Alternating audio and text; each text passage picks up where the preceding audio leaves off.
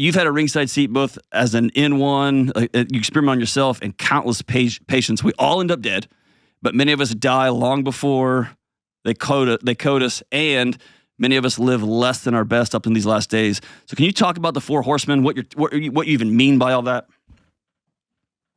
Well, I mean, the Four Horsemen are just reference to kind of the four big chronic diseases that, shorten lifespan, which is a part of longevity, the other part being health span, which I'm sure we'll talk about as well. But, for the most part, if you're over 40 and you're a non-smoker and you don't engage in really, really ultra risky behavior, unfortunately, that includes, using, illicit drugs now, given fentanyl poisoning.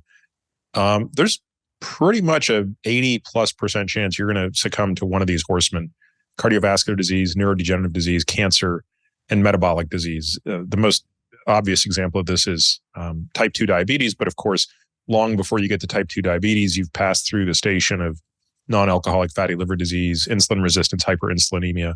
And so collectively, at least one way to think about how do I live longer is understanding what are the impediments to a longer life. And for most of us, it's going to be one of the horsemen. So it's a moment of shame that I carry around with me. I spent 20 years working in higher ed with scientists and professors as a dean of students, as a professor. I spent my years with some of the most lovely, caring, wonderful people who were trying to solve big problems. And when I left that ecosystem, if you will, and came here, and as my 12-year-old son says, "Dad, you're just a YouTuber now." As I transitioned to this new ecosystem, I've been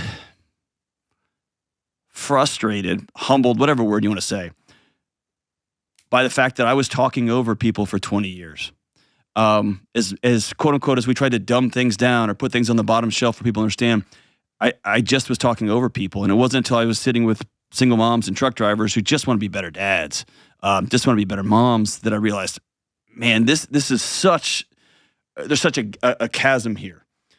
How do we bridge that chasm between, like, what even is metabolic disease and the single mom with 3 kids who's just trying to say, dude, can you just give me 1 or 2 things so I can breathe, right? There feels like such a gap there, and I don't know how to bridge it. I don't know that I have the answer to that, John. I mean, I think I would say the way to bridge it is to, in a resource confined world, and for most people, the most precious resource is time, not money.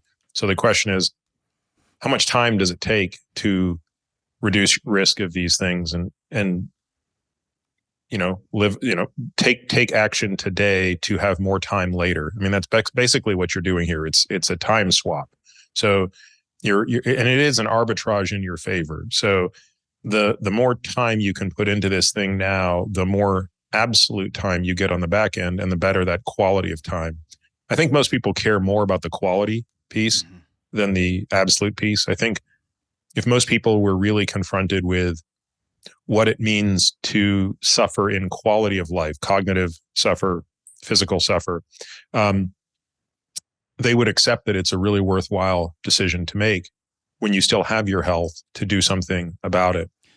And, what one does about it is a function of how much time a person has. But, you have to compare it to the alternative, right? So if a person is exercising not at all, right, which is more people than not are not exercising at all, that's the lowest piece of hanging fruit there is out there. I mean, going from nothing to 3 hours a week of exercise cuts your risk of all-cause mortality, meaning death of any cause, certainly inclusive of the horsemen, cuts that risk down by 50% in any given year. Golly.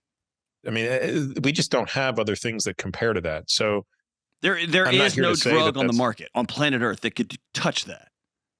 No, not even close. So I'm not going to be the one that sits here and says that is or isn't worth it, but those are just the facts. And I don't see it as my job, frankly, to tell people what to do. I think it's just, I'd like to lay out the info and let people decide how much of the menu they want.